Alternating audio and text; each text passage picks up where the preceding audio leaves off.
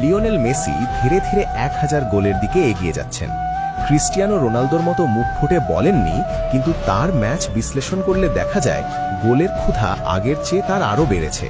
হয়তো তিনি হিসাব কষে নিয়েছেন ক্লাব ফুটবল আর বিশ্বকাপ মিলিয়ে কয়টি ম্যাচ পাবেন, ম্যাচ প্রতি কয়টি গোল করবেন।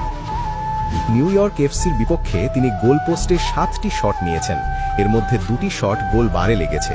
ফ্রি কিকে গোল 1টি গোল করেছেন। এখন গোল সংখ্যা 901। গত ম্যাচে গোল নিয়ে মেসি এমএলএসে 58 ম্যাচে 54টি গোল করলেন।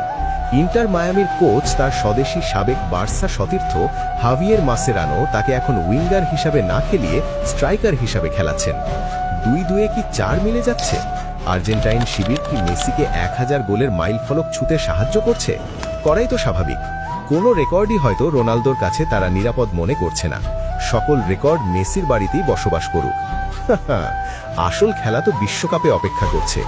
এই বিশ্বকাপ আর্জেন্টিনার সকল খেলোয়াড়রা ধরে রাখতে চাইবে, আর মেসিকে দিতে চাইবে ফুটবল বিশ্বে অমরত্ব। এমএলএসে এখন মেসি শুধু অনুশীলন করছেন। গতকাল নিউ ইয়র্ক এফসির গোলকিপারের ডান পাশ থেকে বল জালে পাঠানোর জন্য মেসি সবগুলো শট নিয়েছেন। বাম দিকে একটি শটও করেননি। তিনি বার্সেলোনার হয়ে রিয়ালের বিপক্ষে ইকার ক্যাসিয়াসের ডান দিকে বিট করে যে গোল করেছিলেন, হয়তো সেই গোলের অনুশীলন করেছিলেন। সামনে বিশ্বকাপ আর 1000 গোলের মাইল ফলক, কোনোটি কম নয়।